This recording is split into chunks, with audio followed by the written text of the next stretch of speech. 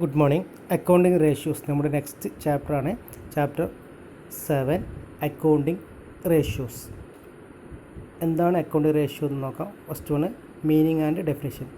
സിമ്പിളായിട്ട് പറയുകയാണെങ്കിൽ accounting ratios are ratios calculated from the financial statements. എന്താ മീനിങ്?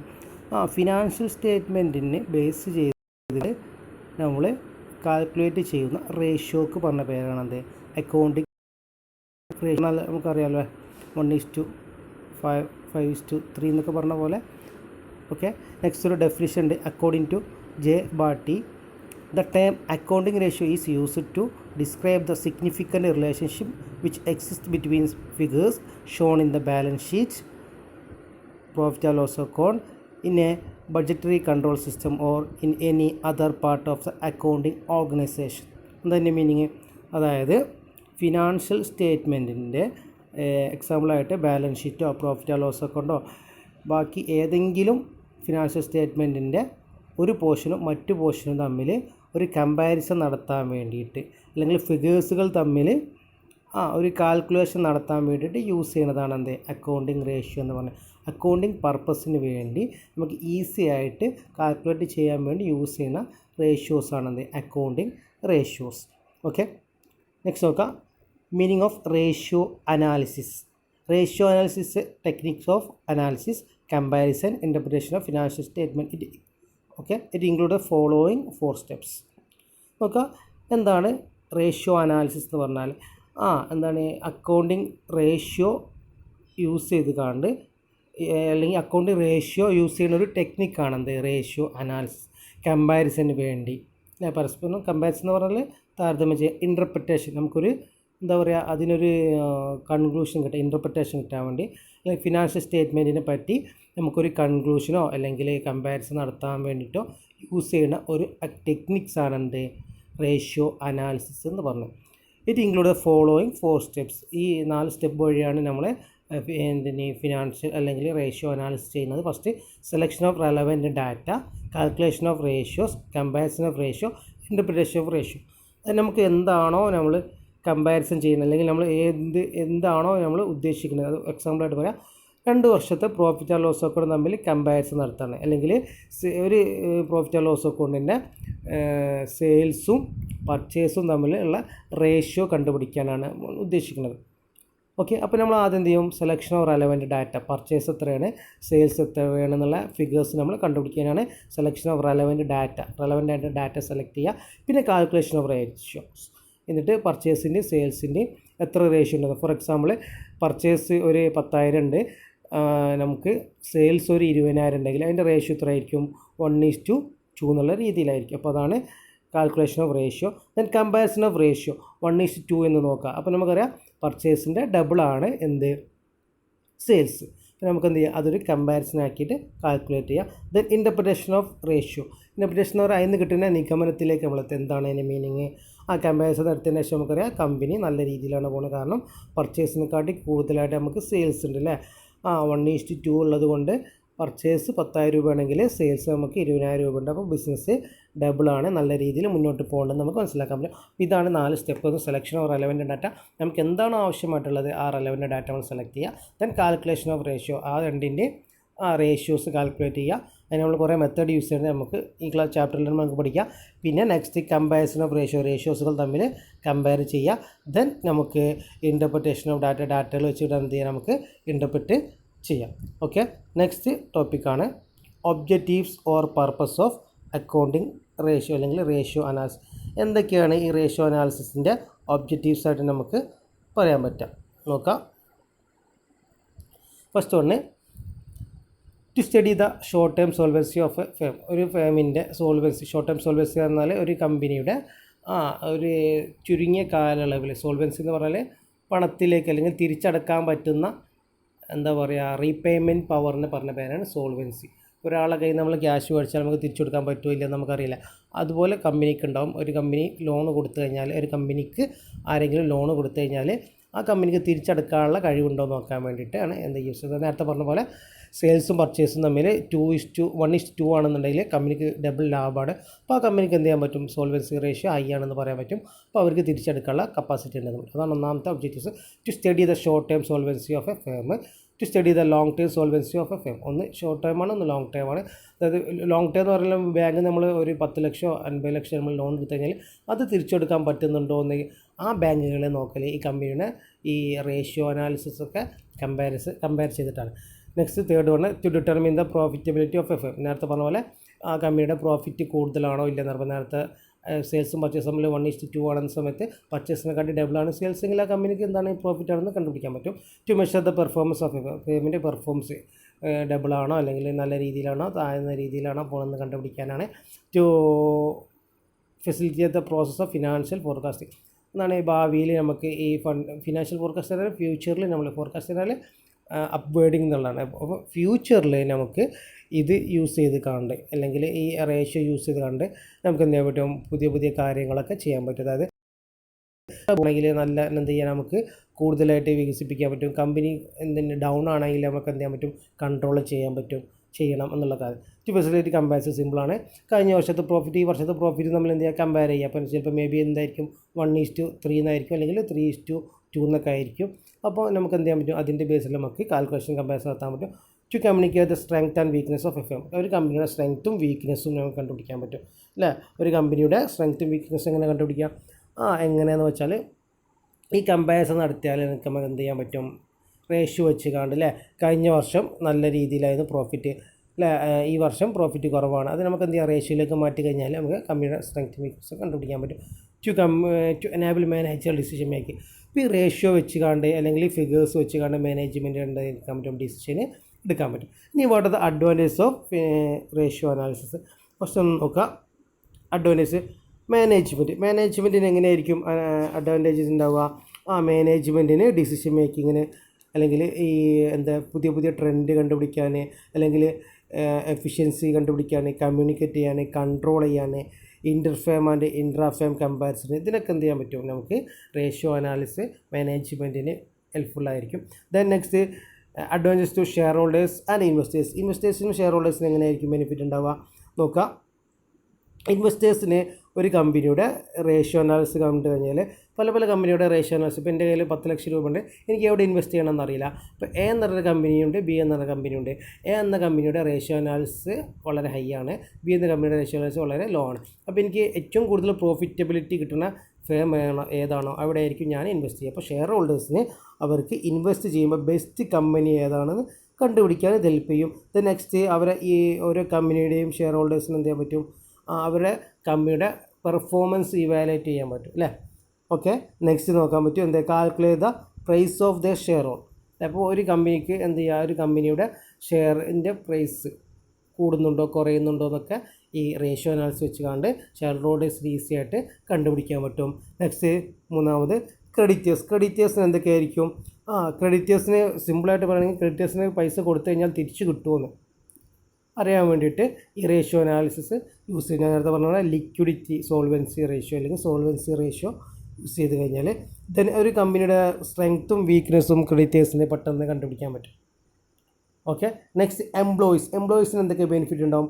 എംപ്ലോയീസിന് ഈ റേഷ്യോ അനാലിസിസ് കണ്ടുപിടിച്ചാൽ അവർക്ക് ചിലപ്പം പറയാറുണ്ട് ഈ കമ്പനിക്ക് ഈ വർഷം നല്ല പ്രോഫിറ്റ് ഉണ്ട്, കഴിഞ്ഞ വർഷത്തേക്കാട്ടി 1:2 പ്രോഫിറ്റ് ഉണ്ടായിരുന്നു, അതായത് ഡബിൾ പ്രോഫിറ്റ് ഉണ്ടായിരുന്നു. അങ്ങനെയാണെങ്കിൽ എംപ്ലോയീസിന് എന്തുണ്ടാവും, കൂടുതൽ വേജസോ അല്ലെങ്കിൽ അവർക്ക് ബെനിഫിറ്റ്സോ ഒക്കെ അവർക്ക് പ്രതീക്ഷിക്കാം അല്ലേ. അപ്പോൾ നല്ല ഫേമിൽ നല്ല കപ്പാസിറ്റി ഉള്ള നല്ല പ്രോഫിറ്റബിൾ ആയിട്ടുള്ള ഫേമിൽ ഒരാൾ വർക്ക് ചെയ്യുകയാണെന്നുണ്ടെങ്കിൽ അവർക്ക് എന്ത് ചെയ്യാൻ പറ്റും, കൂടുതൽ ബെനിഫിറ്റ് എംപ്ലോയീസിന് പ്രൊവൈഡ് ചെയ്യാൻ പറ്റും.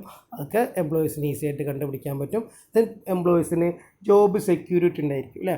നല്ലൊരു കമ്പനിയിലാണെന്നുണ്ടെങ്കിൽ ആ കമ്പനി നല്ല പ്രോഫിറ്റ് ഉണ്ടെങ്കിൽ ജോലിക്കാരെ അവർ നല്ല രീതിയിൽ ട്രീറ്റ് ചെയ്യാൻ പറ്റും, അവർക്ക് നല്ല ജോബ് സെക്യൂരിറ്റി കൊടുക്കാൻ പറ്റും. നെക്സ്റ്റ് 5 ടു ഗവൺമെൻറ്റിന് എന്തൊക്കെയായിരിക്കും, ഗവൺമെൻറ്റിന് ഈ കമ്പനിയുടെ പെർഫോമൻസ് നോക്കിയിട്ട് അത് MSME നമുക്കറിയില്ല, medium small micro medium small enterprise അല്ലേ. അപ്പോൾ ഏത് കാറ്റഗറിയിൽപ്പെട്ട ഫേമാണ് അവർക്ക് ഏത് രീതിയിലുള്ള പോളിസിയാണ് പ്രൊവൈഡ് ചെയ്യേണ്ടത്, ഇനി ടാക്സുകളൊക്കെ ഏത് രീതിയിലാണ് അവരുടെ കയ്യിൽ നിന്ന് കളക്ട് ചെയ്യേണ്ടത്, അതുപോലെ കാര്യങ്ങൾ, ഇനി പ്രൈസ് എങ്ങനെ കൺട്രോൾ ചെയ്യണം എന്നുള്ള കാര്യങ്ങളൊക്കെ കാണുമ്പോൾ ഈ കമ്പനിയുടെ സോൾവൻസി അല്ലെങ്കിൽ ഇവരെ എന്ത് നോക്കിയാൽ മനസ്സിലാക്കും, റേഷ്യോ അനാലിസിസ് ബേസ് ചെയ്ത് നമുക്ക് മനസ്സിലാക്കാൻ പറ്റും. Next, what are the limitation of ratio analysis. Advantage പോലെ തന്നെ നമുക്ക് ലിമിറ്റേഷൻസ് ഉണ്ട്, അല്ലെങ്കിൽ ഡിമെറിറ്റ്സ് ഉണ്ട്, ഡിസഡ്വാൻറ്റേജസ് ഉണ്ട്. ഫസ്റ്റ് നോക്കുക, ഇൻഹറൻറ്റ് ലിമിറ്റേഷൻ ഓഫ് അക്കൗണ്ടിങ്.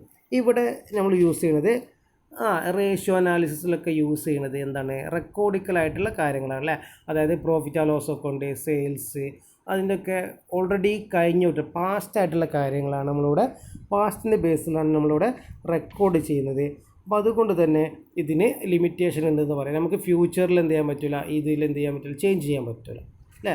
അപ്പോൾ എന്ത് ചെയ്യുക, ഇതൊരു ലിമിറ്റേഷൻ ആയിട്ട് വരാൻ പറ്റും. Non monetary factors ignored.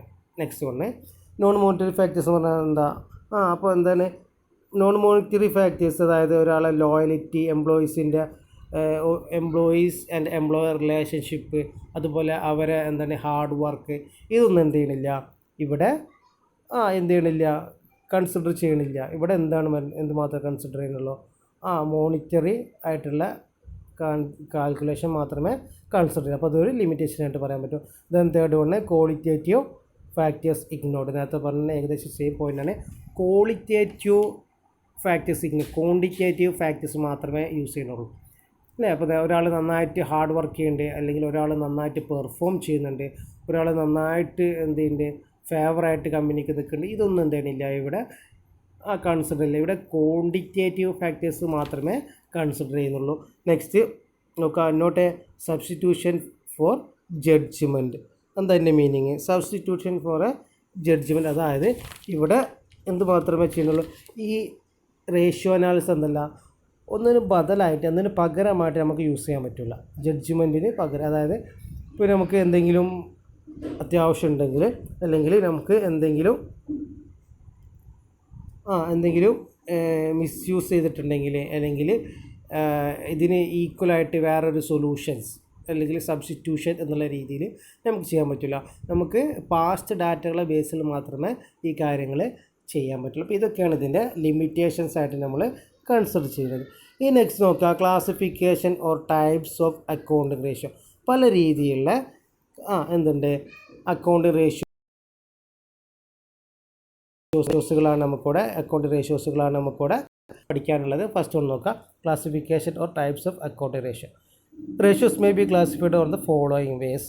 First ഒന്ന് classification according to financial statement. Financial സ്റ്റേറ്റ്മെൻറ്റിൻ്റെ ബേസിൽ നമുക്ക് അക്കൗണ്ടിങ് റേഷ്യോസിനെ ഇങ്ങനെ കാൽക്കുലേഷൻ ചെയ്യാം, ഇങ്ങനെ നമുക്ക് ക്ലാസിഫിക്കേഷൻ ചെയ്യാം. ഫസ്റ്റ് ഒന്ന് balance sheet or financial ratios.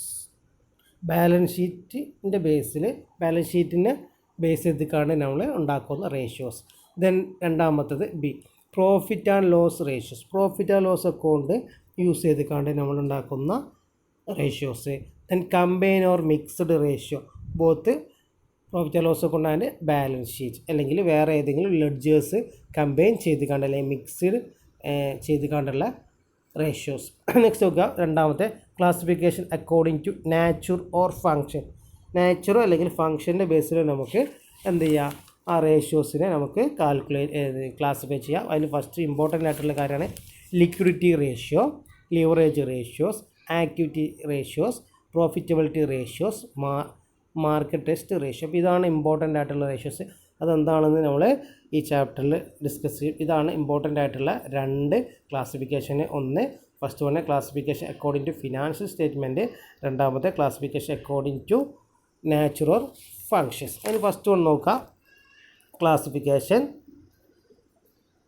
Liquidity ratio, അതായത് solvency ratio, short term solvency ratio important ആയിട്ടുള്ള കാര്യമാണ്. നോക്കാം, the term liquidity refers to the firm ability to pay its current liabilities out of its current asset. Liquidity ratios are used to measure the liquidity position or short-term financial position of a firm. The ratios are used to assess the short-term debt paying ability of a firm. അതായത് liquidity ratio എന്ന് പറയുന്നത് ഒരു കമ്പനിയുടെ current ലാബിലിറ്റീസും current അസറ്റും തമ്മിലുള്ള കമ്പാരിസനാണ് എന്ത് പറഞ്ഞത്, അല്ലെങ്കിൽ അതിന് തമ്മിലുള്ള ഡിഫറൻസിന് പറഞ്ഞ പേരാണ് ലിക്വിഡിറ്റി റേഷ്യോ. ഈ ലിക്വിഡിറ്റി റേഷ്യോ വെച്ചിട്ട് നമുക്ക് എന്ത് ചെയ്യാൻ പറ്റും, ഒരു കമ്പനിക്ക് റീപേയ്മെൻറ്റ് നടത്താനുള്ള കപ്പാസിറ്റി ഉണ്ടോ എന്ന് നമുക്ക് മനസ്സിലാക്കാൻ പറ്റും. ഇവിടെ ശ്രദ്ധിക്കുക, കറണ്ട് അസറ്റുമാണ് കറണ്ട് ലയബിലിറ്റീസുമാണ്. ഇത് ഷോർട്ട് ടേം ഡെപ്റ്റ് paying ability of a firm എന്നാണ് പറയാറുള്ളത്. അതായത് ഒരു ചുരുങ്ങിയ കാലയളവിൽ ഒരു കമ്പനിക്ക് ലോണൊക്കെ എടുത്തു കഴിഞ്ഞാൽ തിരിച്ചടക്കാനുള്ള പവർ ഉണ്ടോ എന്ന് നോക്കൽ ഈ ലിക്വിഡിറ്റി റേഷ്യോ ബേസ് ചെയ്തിട്ടാണ്. ഇനി അതിൽ ഇമ്പോർട്ടൻ്റ് ആയിട്ടുള്ള 3 മെത്തേഡുകളുണ്ട്: current ratio, quick ratio, super quick ratio. അപ്പോൾ ഇമ്പോർട്ടൻ്റ് ആയിട്ടുള്ള കാര്യമാണ് ലിക്വിഡിറ്റി റേഷ്യോ എന്ന് പറഞ്ഞാൽ കറണ്ട് അസറ്റും കറണ്ട് ലയബിലിറ്റീസും തമ്മിൽ ഉള്ളൊരു കമ്പാരിസനാണ്. അതിൽ 3 മെത്തേഡ് നമ്മൾ യൂസ് ചെയ്യുന്നുണ്ട്: current ratio, quick ratio, super quick ratio. അതിൽ ഫസ്റ്റ് വൺ നോക്കാം, കറണ്ട് റേഷ്യോ. കറണ്ട് റേഷ്യോ എന്ന് പറഞ്ഞാൽ എന്താണെന്ന് നോക്കാം. Current ratio is a measures of ability of a firm to pay its current liabilities out of current asset. നേരത്തെ പറഞ്ഞ തന്നെ current അസറ്റും current ലയബിലിറ്റീസും തമ്മിലുള്ള ഒരു കമ്പാരിസൺ. അതിനൊരു ഇക്വേഷൻ ഉണ്ട്: current ratio is equal to current asset divided by current liabilities. ഇവിടെ ഒരു അങ്ങോട്ട് മാറിപ്പോയതാണ്, എൻ്റർ ചെയ്തപ്പോൾ മാറിപ്പോയതാണ്. Current ratio is equal, equation ഒന്നുകൂടി നോക്കാം. Current ratio is equal to current asset current liabilities. The current ratio is the deal standard is 2:1. അതായത് current റേഷ്യോൻ്റെ ഒരു സ്റ്റാൻഡേർഡ് എന്ന് പറഞ്ഞാൽ 2:1. അതായത് കറണ്ട് അസറ്റ് 2ഉം കറണ്ട് ലയബിലിറ്റീസ് 1 ആണെന്നുണ്ടെങ്കിൽ അതൊരു സ്റ്റാൻഡേർഡ് ആണെന്ന് നമുക്ക് പറയാൻ പറ്റും. ഒരു ക്വസ്റ്റ്യൻ ചെയ്താൽ നമുക്ക് പെട്ടെന്ന് മനസ്സിലാക്കാൻ പറ്റും. നോക്കാം, from the following information calculate current ratio. Machinery 2,50,000, sundry creditors 1,50,000, prepaid expense 2,000, stock 1,45,000, sundry debtors 1,67,500, bills payable 38,000, cash at bank 15,500, expense payable 12,000, short term investment 20,000, long term loans 75,000. അപ്പോൾ ഇതിന് നമ്മൾ എന്ത് ചെയ്യുക, ഇതിന് സൊല്യൂഷൻ ഇതാണ് ക്വസ്റ്റ്യൻ. ഇതിൽ ഒരുപാട് ഐറ്റംസ് ഉണ്ട്. ഇതിനാദ്യം നമ്മൾ കറണ്ട് അസറ്റിൽ നിന്നും കറണ്ട് ലയബിലിറ്റീസ് എന്നുള്ളത് ആക്കിയിട്ട് ഡിവൈഡ് ചെയ്യും. സിമ്പിളാണ്. നോക്കാം, കറണ്ട് അസറ്റിൽ prepaid expense, sundry debtors, cash in hand, cash at bank, short term investment, short term auto, long term അല്ല, സ്റ്റോക്ക്. ഇതൊക്കെ കറണ്ട് അസറ്റാണെന്ന് നമുക്കറിയാം. അതിന് നമുക്ക് കറണ്ട് അസറ്റുള്ള കോളത്തിൽ എഴുതി. Then current liabilities, sundry creditors, bills payable, expense payable. ഇവിടെ നമ്മൾ കറണ്ട് ലയബിലിറ്റീസും റൈറ്റ് സൈഡിൽ. അങ്ങനെ ടോട്ടൽ കറണ്ട് അസറ്റ് എന്ന് പറഞ്ഞാൽ 3,80,000. ടോട്ടൽ കറണ്ട് ലയബിലിറ്റീസ് എന്ന് പറഞ്ഞാൽ 2,00,000.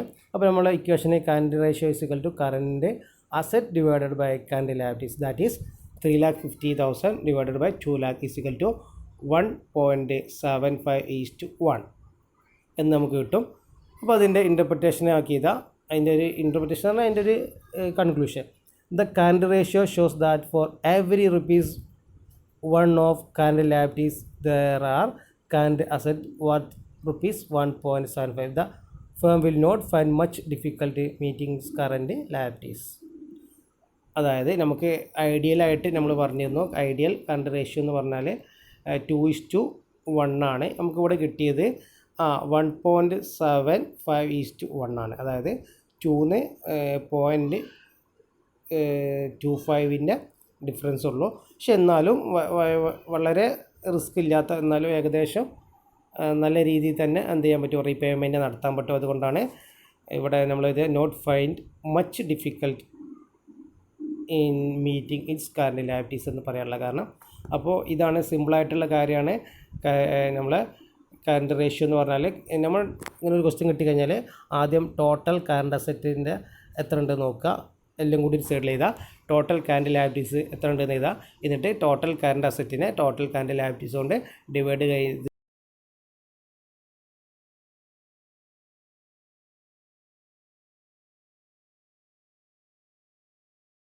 കഴിഞ്ഞാൽ കുറവാണെന്നുണ്ടെങ്കിൽ, ചെറിയ ഷോർട്ടേജ് ഒക്കെ ഉണ്ടെങ്കിൽ അത്ര ബുദ്ധിമുട്ടില്ല. വളരെ ഷോർട്ടേജ് ആണെങ്കിൽ ആ കമ്പനിക്ക് ബാഡ് ആണെന്നുള്ള കാര്യം നമുക്ക് മനസ്സിലാക്കാൻ പറ്റും. അപ്പോൾ ഇത്രയും കാര്യങ്ങളാണ് ഉള്ളത്. നെക്സ്റ്റ് നമുക്ക് liquidity ratio or quick ratio ആണ് പഠിക്കാനുള്ളത്. ഓക്കെ.